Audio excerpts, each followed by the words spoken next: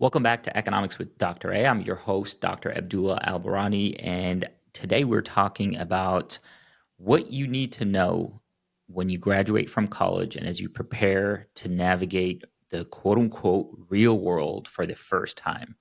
And to help me through this conversation, I have my trusted research assistant, partner in crime, Antoine Batts. Antoine, how are you doing today? I'm good, Dr. A. How are you?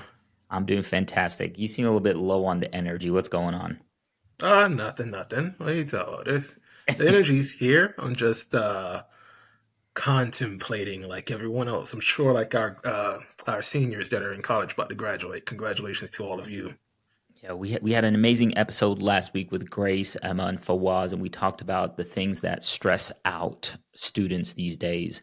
Today, we're going to dig a little deeper and focus mainly on the soon to be graduate. So, at Northern Kentucky University, graduation is 3 weeks away. So, 2 weeks of classes, 1 week of finals, and then it's graduation. And with that comes a lot of excitement, but at the same time, a lot of nerves, a lot of feelings. And we want to talk about them specifically from the financial and economic decision making process.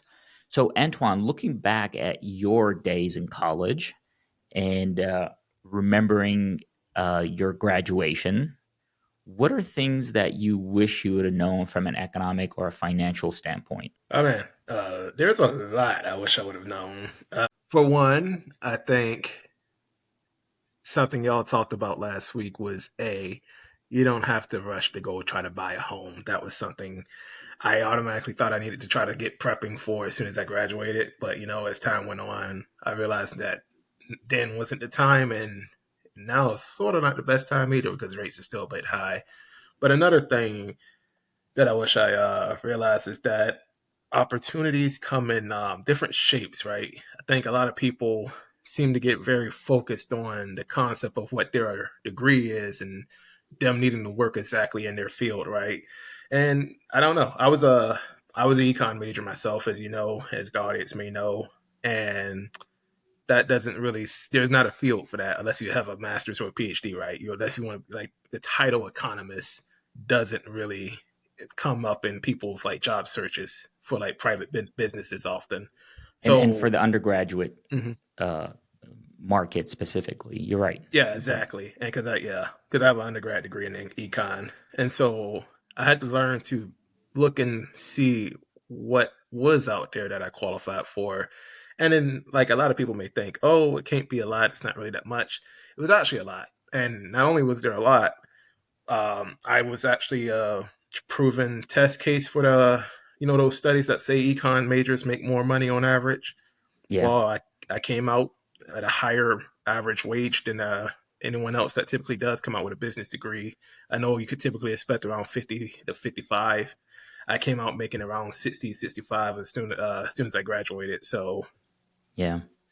No, you're exactly right. My econ students are doing above average at the Hale College Business and working in areas that don't necessarily say economics. They're looking, they're working in audit departments, financial risk management, financial analyst. So, the beauty of the economics degree is it's versatile and mhm.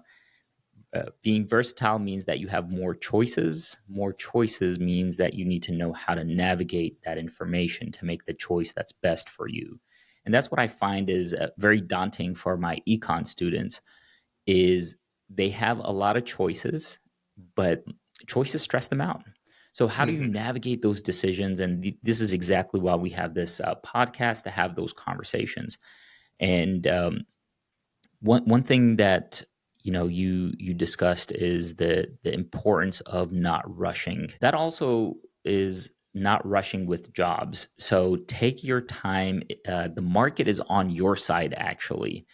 So it is definitely an employee market, meaning that there's enough jobs in the market for you to be able to negotiate, to navigate, to ask questions, and find the job that works for you. And actually, one podcast that I really want to do is with Mrs. A on the power of negotiation because we're seeing a lot of our students that negotiate to get their job. they're actually feeling happier being in that job because they see how the company is fighting to keep them. And for those talent acquisition people that are listening in, negotiations is a time for you to show that that talent how much you actually want them there. So, how did you Yeah. find your job, Antoine? So very interesting enough. It's not a long story, but it is a different and more interesting story. So in college, even though I was working on average like 3 jobs the entire time, I tried to go to as many events when I could. And here in Norfolk at ODU, we have it's pretty much like a supply chain type club. It's called the Maritime Club. Okay. No, Propeller Club. It's called the Propeller Club. And we always typically have like, industry experts and people come in and talk to us. And one day, the former college recruiting manager from Dollar Tree came in and she gave a talk. She gave us some free stuff and everything. And I was like, you know what? Pretty cool. I really like it. So I applied for the internship. And during the internship, my time there was so great. I realized that that was a company I was willing to try to exit to. Hmm. And I started networking, right? So doing it, the entirety of the internship, I told people, hey, I'm about to graduate. Like literally, I'm in like the last semester as soon as this ends. But my degree was completely remote, so I was like, Yeah. I can literally start now, right? And so by the end of the internship, there was multiple offers from different departments, and I was able to like sort of shop around and pick which one I felt I'd be a better contribution to. And I always joke that my internship ended on a Friday, and I went to work that Monday because Yeah. it's true. Like my internship ended on a Friday, and I was right back in the office the Monday after starting my full time position as a logistics analyst in the finance team. This is confirmation as well that join those clubs, go to those opportunities that are being made available to you in college. It's not class. It's that 20% of your time that you spend out of class, but being part of the community that has a really high return on investment. You are a great example of that. What other advice do you have for somebody looking to start off their career today? So in May, what would you tell them? So no matter where you land, or what you do, even if you decide to forego starting off work and go get more education, just network. That's something I feel like younger people don't do enough of, and I was guilty of it at one point, but ever since I graduated, I've uh, like improved exponentially now. But networking is very important. I feel like it's one of those little hidden unknown about things because you never really understand what the benefits are until they show up, right? Yeah. And I don't know, we have like that weird story with like Nick from the Manchester, right? It's just like when you meet people, Yes. there's like you never know how you may be able to help them. Hmm. Uh, because that's also another part of networking. It's not just finding people that can probably help you; it's finding people that you can help also and try to build bridges between people that in order to try to not only increase outcomes for people you care about but increase outcomes for potential strangers too. Networking gets a bad rep, and Hmm. it's when I tell my students like tomorrow we're actually all waking up early morning and going to Eggs and Issues by the Northern Kentucky Chamber of Commerce, and I love this event. It's a great networking opportunity. You meet people, you get to have conversations. But I'm taking my students with me, and for a couple of them it's their first time. I'm like, oh, it's Hmm. great to network. And two things usually come up. One is networking, it has a negative connotation, like that's it's cheesy, it's sleazy. Is I totally disagree. But two, there's a fear of how do you actually network. Hmm. So one of my goals is to kind of put my students in these situations so they could learn how to network by seeing me how I walk within the room, shake hands, and make connections with people. But the reason that I think networking gets a bad rep is because we usually network when we need something. Hmm. We're so desperate, right? I need a job. So senior year, right before you graduate, you start networking, going to these events. And to me, that's what's wrong with it. Networking should Hmm. happen when you don't need a thing. And you should Agreed. think of it as building relationships. If you think of it as Agreed. building relationships, then it's easy. And that goes to back what you said. How can I help you? Right? If that's the question you're leading with, then it's not sleazy. Yep, exactly.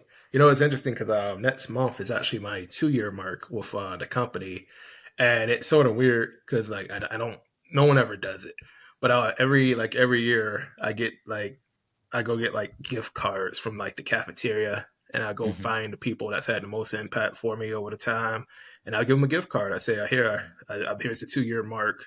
Here's a gift for helping me get this far. Like you were Yeah, always there when I needed this and I had this. I want you to know I haven't forgotten you, and you haven't forgotten the impact you've had on my career here. So it's actually almost time for that to come up again.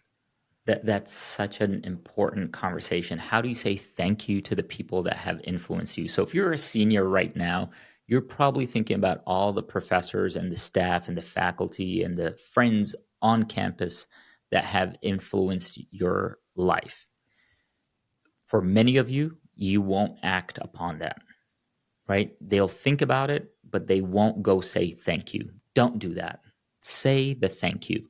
And the thank you does not have to be over the top. You could take the Antoine approach, but with your faculty, you don't need to give them a gift card. I'll tell you what you need to give them, just a card that says thank you and what you're thankful for. That's really important because that will stand out. The reason that you are thankful for them, the thing that I love this time of year is books that I get. Students, the best gift you could give me is a book that has moved you or impacted your life because I'm going to put on my bookcase. I'm going to read it and then I'm going to put on my bookcase and I'm going to remember every time that I see it the reason that I have that book there. So these gestures of gratitude do not have to be over the top. They do have to be genuine and take on that action because it really makes a difference. So let me tell you some things that I have uh, advice wise, and I have a long list, so I'm not going to go into the details. But if you are listening and you're interested, uh, leave some questions over here because I know these are going to open up more questions than answers. The first one is negotiate your job offer, please. You are going to be given a job offer, and this is usually what ends up happening from my experience. The student receives a job offer. Hey, dear student, here we are at company X and we are interested in hiring you. You did such a great job in your interview. Here's a job offer. And the student immediately says, thank you, I accept. And I understand where they're coming from because they fear that that opportunity will go away. But once somebody has offered you a job, that is the start of the conversation. And I encourage you to ask for what you want. Now, I'm not encouraging you to ask beyond, in a way where you cannot justify it. And one of the pet peeves that I have is somebody saying, oh, I asked for $80,000 because I deserve it. No, deserve it doesn't mean much. Just because you believe, first of all, you're biased about who you are and what you do, but being able to say, I'm asking for $80,000 because the market, through my market research, indicates for a title of this, this title, the starting position salary is $80,000 in our area, shows some research and some justification. So don't say I deserve it. That's one of my pet peeves. The other pet peeve is not negotiating. So there's a balance in between those two places. One being so audacious and saying you deserve it, and then the other one um, lacking the self confidence to self advocate. So do your research, know what a job uh, that you're applying for should pay, and ask for the market rate. That's the first one. The second one goes back to this idea that Antoine mentioned earlier, and that is don't rush life, build experiences. So I'm seeing a lot of people rush to, buy homes, make these long life commitments, build those experiences, build the networks, and spend your money on that.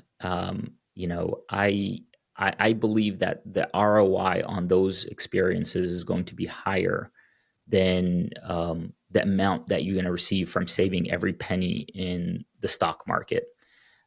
But you could definitely increase your the return on your income at a higher rate by taking on more experiences. And some of them are networking, going to events. So be cautious about how tight you are with your money, and don't forgo opportunities that open up new doors. Your goal, your first, I said this in the last podcast, first 3 to 10 years after college is to open up as many options in life as possible. And that might be going to grad school.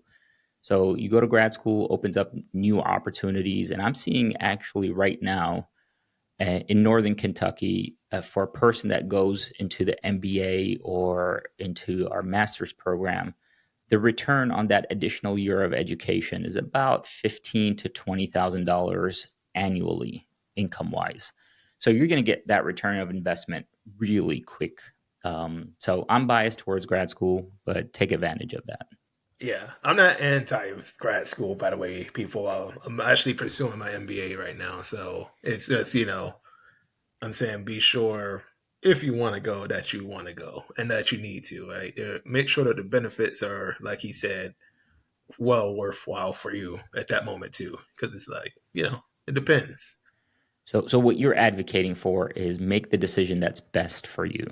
Exactly. So, Antoine, one thing that, and I won't go into more depth of advice because I want to be conscious of time, but as we're looking at the macro economy right now, the current graduating class is going into an extremely hot market. It is probably the strongest market, and a year ago I would have told you that this would not be possible, but it's looking good. The wages are increasing at a 4.1% annual rate year over year. Unemployment rate is at 3.7, I think, or 3.8 Yeah, last it's month. around there. Yeah. Yeah. So tight labor market and a lot of opportunities. I'm looking at the jobs out there because I have a group of students that I sent jobs to on a weekly basis, and these are fantastic jobs that are out there right now. So what economic data are you looking at right now, Antoine? So, interesting enough, I still look at this website a lot, even though it's I'm not necessarily in the market right now.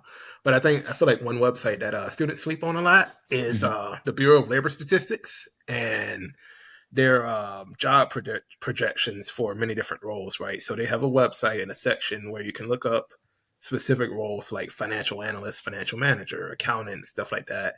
They'll tell you uh, cascade of different information about it, what you need in order to get into an entry level role, what mid career pay looks like. And it also even tells you like, hey, here's what the projected growth for this job looks like in the field. So there's this many openings right now. Here's how many openings they think is going to appear in the next 10 years. And also like, here's how fast that job growth is on average, right? So there's some jobs like journalists that are sort of like declining. So there's less jobs getting opened and created as they are disappearing.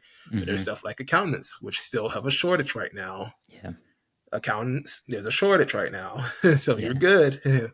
And it's still projected to grow, but I think it was around like 8 to 10% last time I checked into the next 10 years. And a lot of people just keep thinking like, oh, accountant's one of those first things that's going to go with AI, and I'm like, nah, I can promise I don't you see that.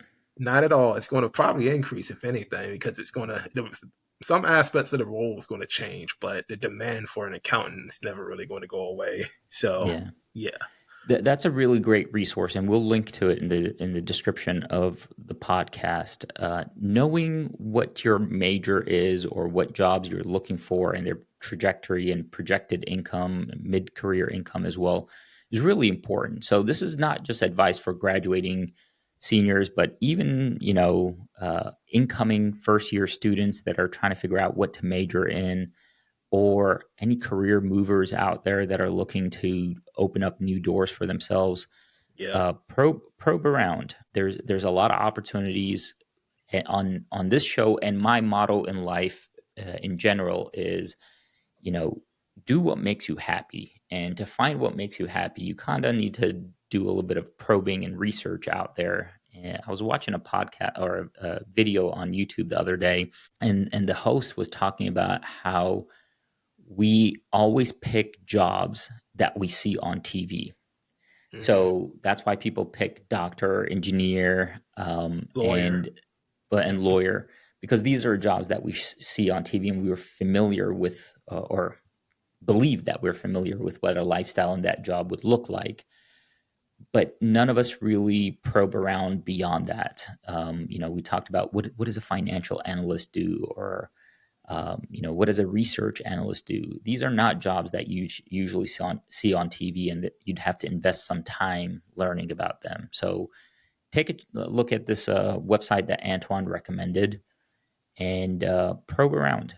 One thing that I want to know from our audience is, what questions do you all have as you transition from college to the real world? We really want to make sure we provide you with advice and input on how to navigate that transition. No one tells you about it. You kind of learn trial and error. How do you pick your insurance plan? How do Yeah. you pick your 401k? These are all things that are hidden, and you have to learn about them the hard way. Antoine, anybody teach you how to make the decision about your insurance? So no, actually, I didn't have any help, but Hmm. that's also where I differ, right? So I had a career before Yeah. I started college, right? So I originally out of high school, I took up a trade, became an electrician after I finished an apprenticeship, and I learned over time like what benefits I wanted, what benefits, and what the premium was, and Yeah. also what deductible, all that stuff on my own. I'm glad there are better resources out there nowadays, and then also like be sure to ask your parents.